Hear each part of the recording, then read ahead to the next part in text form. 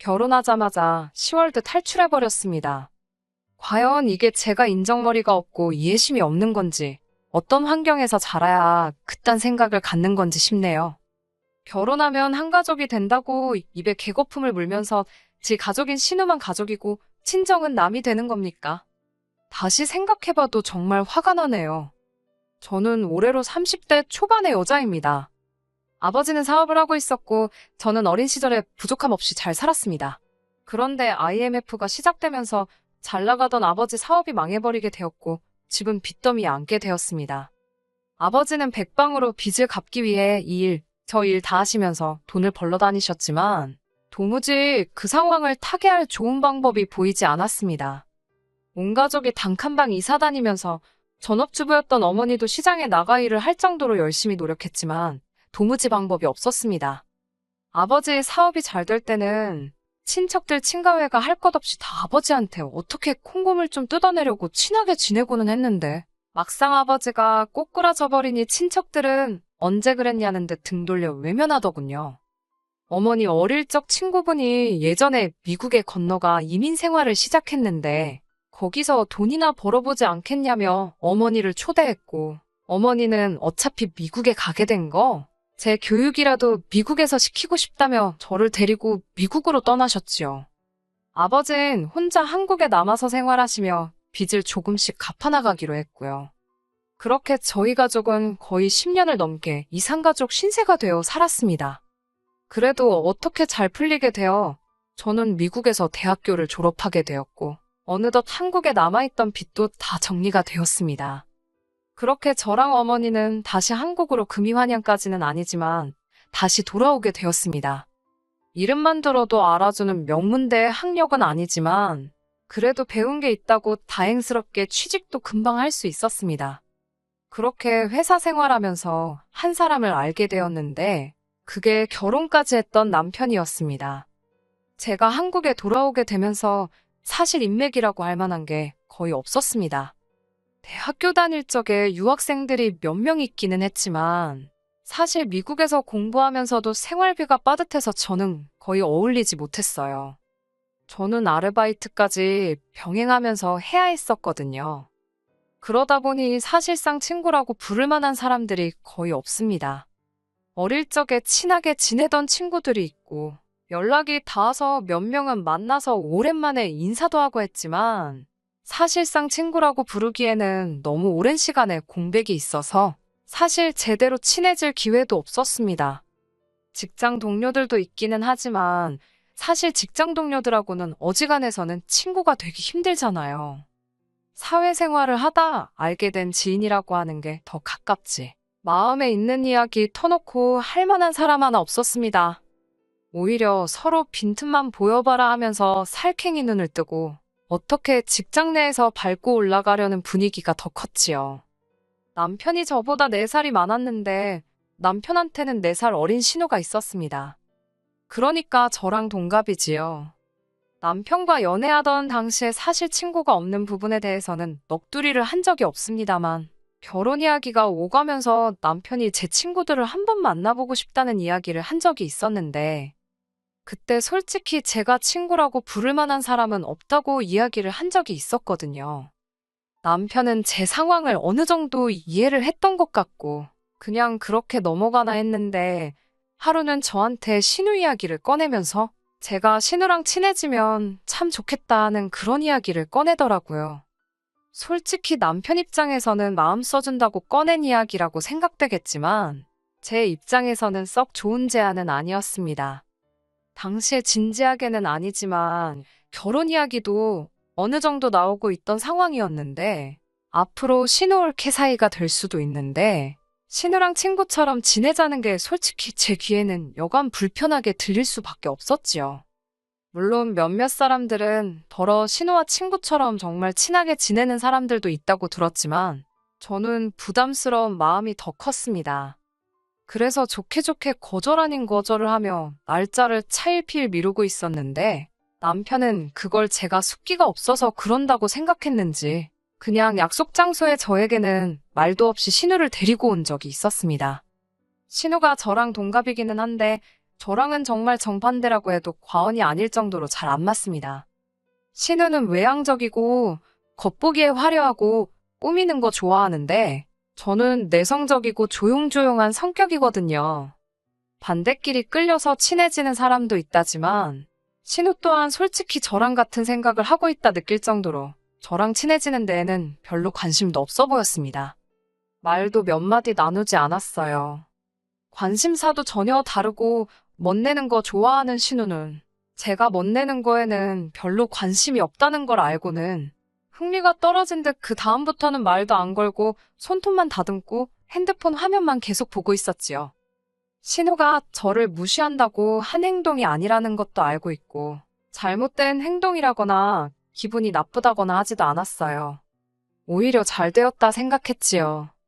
신우가 남편처럼 나서서 저랑 진짜 친구가 되고 싶다거나 하면 많이 부담스러울 것 같았는데 알아서 거리를 더 주고 있으니 말입니다. 그 뒤로는 남편이 신우랑 같이 해서 몇 번 더 자리를 만들어 보려고 했지만 신우도 딱히 관심이 없어 보였는지 의욕적으로 자리에 나오지도 않았고 나오더라도 그냥 같이 밥만 먹고 간다 뿐이지 저랑 친해지는 건 어렵다고 생각했는지 그냥 오빠랑 결혼할 여자라고 인사치레 정도만 해주는 거라 생각했어요. 제 입장에서는 어쨌든 자리만 채워주는 상황이긴 하지만 오빠 부탁에 하는 수 없이 나와주는 모습이 우애가 좋아 보이기도 했고 이유 자체로만 두고 본다면 제가 친구가 없는 상황에 남편이 도와주려고 했던 거나 마찬가지였으니 그 부분에 대해서 제가 잘못됐다는 생각을 가질 상황도 되지 않았습니다. 오히려 둘이 사이가 좋아 보이니 그 부분에서 남편이 가정적인 사람이라는 생각을 하기도 했어요. 제가 외국에서 어머니와 단둘이 지내면서 조금 힘들고 외로웠던 어린 시절을 보내서 그런지 배우자가 가정에도 충실한 그런 사람이면 싶었거든요. 아무튼 그렇게 저는 남편과 결혼까지 하게 되었습니다. 연애하면서 크게 다툰 일도 없었고 저는 물론 저희 부모님한테도 잘했거든요. 저도 빨리 안정된 가정을 꾸리고 싶은 욕심도 있었고 남편도 나이가 있었으니 결혼을 준비하는 과정에서 그렇다 할 문제도 없이 잘 끝나게 되었습니다. 결혼 생활 초반에도 그렇다 할 문제는 없었습니다. 결혼식 이후에 해외에서 고생만 죽어라 하셨던 친정어머니가 건강이 조금씩 안 좋아지기 시작하면서 제가 회사가 끝나고 나서 밤에도 일을 나가시던 아버지를 대신해서 친정에 들러서 어머니 보고 가는 일이 자주 있기는 했었지만 매일같이 가야 했던 것도 아니었고 다른 일도 아니고 친정어머니 일인데 남편도 그걸 가지고 뭐라 하지 않았어요. 그런데 하루는 출근해 있는데 점심때쯤에 남편이 밥솥에 밥이 왜 없냐는 연락을 받게 되었습니다. 서로 일터에서는 일한다고 정신 팔려서 연락 같은 거 거의 하는 사람도 아닌데 난데없이 회사에 있을 시간에 밥 타령을 하고 있으니 무슨 일인가 싶었지요. 어디 몸이라도 안 좋아서 일찍 퇴근했나 싶었는데 집에 왔느냐고 물어보니 따로 대답이 없더라고요. 남편은 회사가 야근이 잦고 늦게 끝나는 일이 많고 저 같은 경우에는 제 시간에 퇴근하기는 했지만 어머니 간병해주느라 친정에 들렀다 오기 때문에 그때쯤에는 집에서 둘이 거의 식사를 하지 않았어요. 집에서 식사를 한다고 해도 그냥 즉석밥에 반찬 정도 꺼내 먹는다였지 밥을 솔직히 미리 해놓을 이유도 없었습니다. 밥솥에 밥이 오래돼봐야 마르기나 하고 누린내가 나서 버리기만 하지 솔직히 낭비나 마찬가지였으니까요. 이유가 뭔가 싶었습니다만 대답이 없길래 난데없이 점심밥 타령을 하는가 싶었습니다. 그날은 퇴근을 하고 친정아버지가 일찍 들어오시게 되면서 어머니 보러 갈 필요가 없어 마침 그냥 퇴근을 하게 되었지요. 그런데 집에 도착하니 부엌이 난장판이 되어 있더라고요. 라면을 끓여 먹은 게 그대로 어질러져 있고 설거지는 물론이고 물에 담궈져 있지도 않았어요. 소파도 난장판이 되어 있었고요. 그때까지만 해도 남편이 점심시간에 집에 들러서 밥을 먹고 간 건가 했지요. 그러면 밥솥에 밥이 왜 없냐고 물어봤던 게 설명이 되기도 했고 말입니다. 먹으면 먹고 가는 거지 집을 이렇게 난장판으로 만들고 갈 일인가 싶었고 일하느라 지치긴 했지만 그 정도 집안일 못할 것도 아니라서 사부작 하나씩 정리를 했습니다. 남편은 평소처럼 밤 9시가 돼서 퇴근을 해서 집에 오더라고요. 그러더니 남편은 다짜고짜 앞으로는 밥솥에 밥이 비게 하지 말라고 말을 하더라고요. 회사가 집에서 1시간이 넘는 거리인데 앞으로 집에 와서 점심을 먹을 것도 아니고 앞으로 야근 없이 저녁에 일찍 퇴근할 것도 아닌데 밥솥에 밥이 왜 필요하냐고 물었지요. 그랬더니 남편이 저한테는 상의도 없이 혼자 결정해서는 통보하듯이 말을 하더라고요.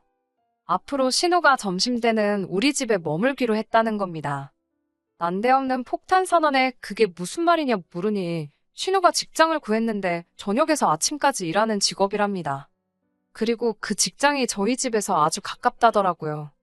본가에서 신우가 직장까지 오며 가며 하면 시간 낭비도 심하니 저희 집에서 지내게 해줬다는 거예요.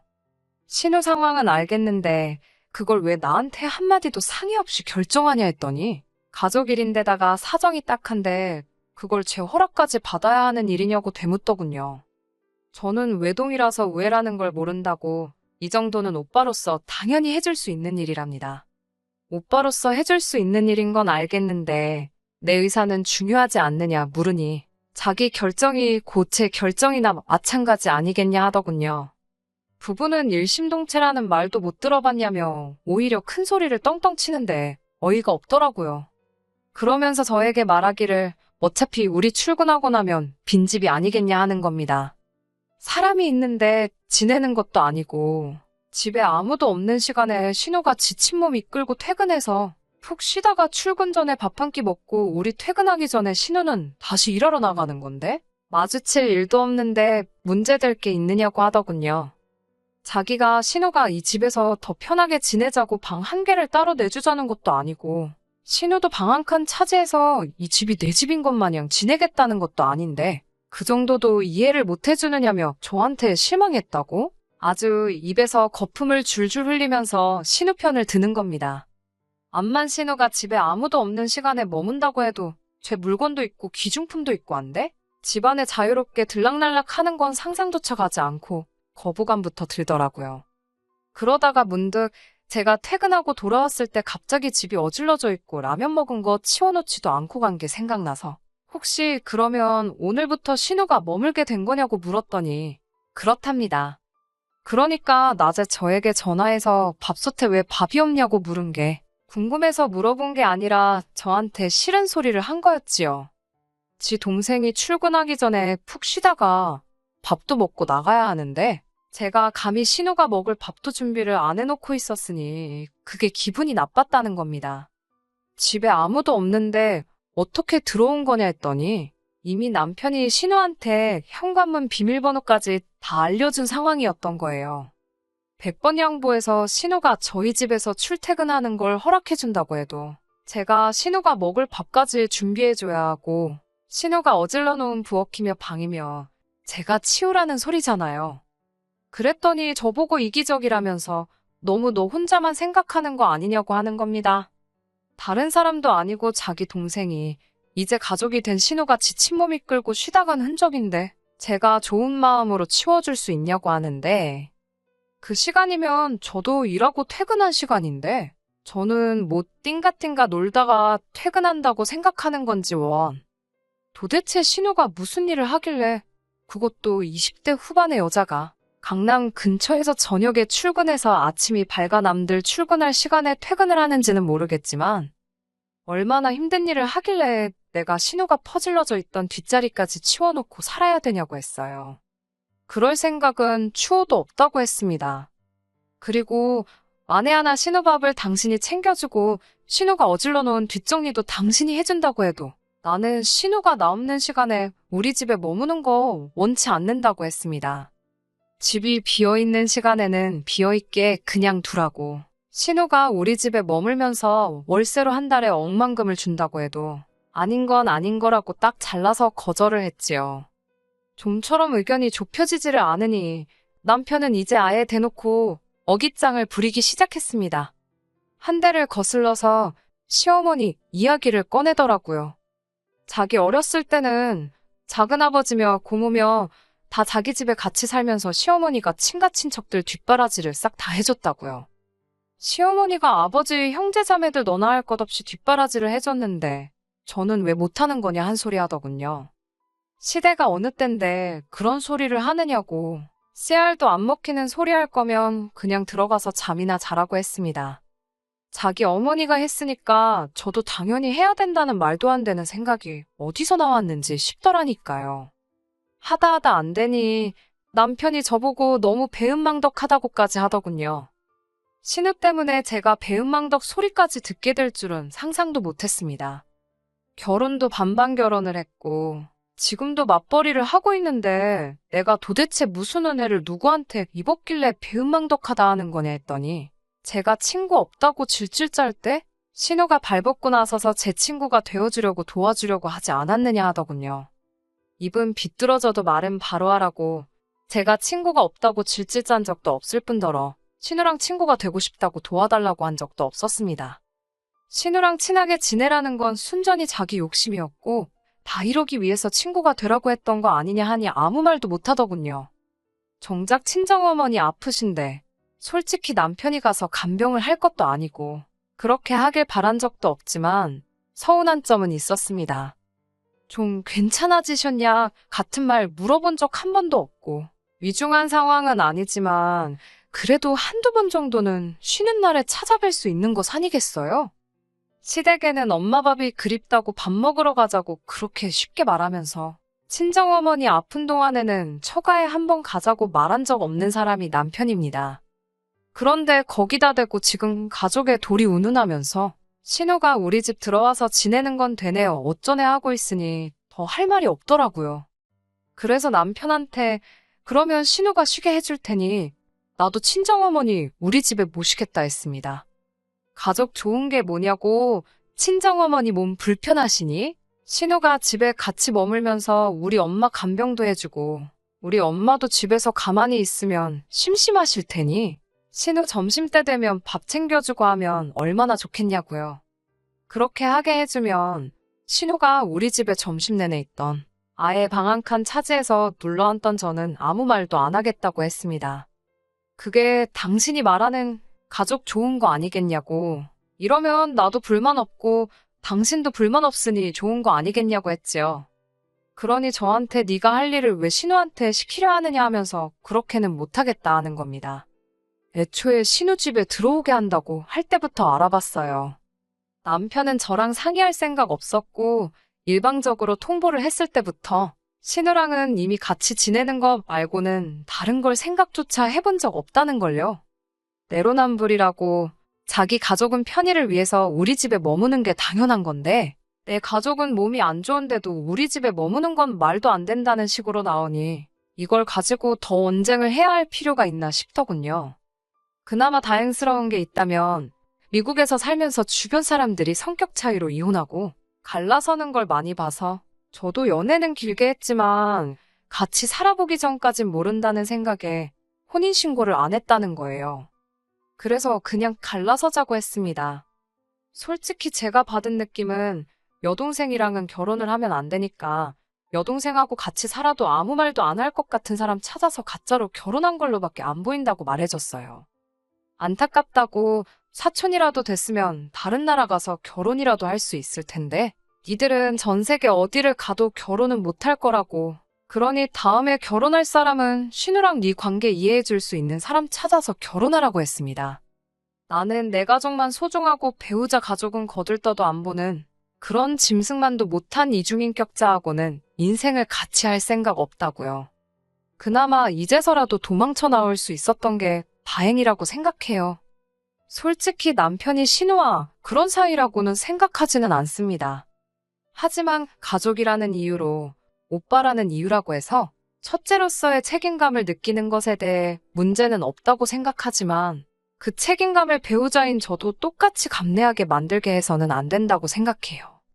신우도 염치가 있었다면 오빠가 말도 안 되는 행동을 배려랍시고 했을 때 스스로 거절했어야 했는데 지들 어머니가 그런 삶을 살아왔다고 해서 아무 상관도 없는 제가 그걸 당연히 해야 하는 거라 여길 거라 생각한 것도 문제지요. 이제 와서 잘못된 걸 알았다 한들 무슨 소용이겠습니까? 어쨌든 저도 이제 다시 새로 시작하게 되었으니 이 결정에 후회가 없게 잘 살도록 노력해 보겠습니다. 끝까지 들어주셔서 감사합니다. 오늘의 사연은 여기까지입니다. 구독과 좋아요, 알람 설정 부탁드리고 더 좋은 사연으로 다시 찾아뵙겠습니다. 감사합니다.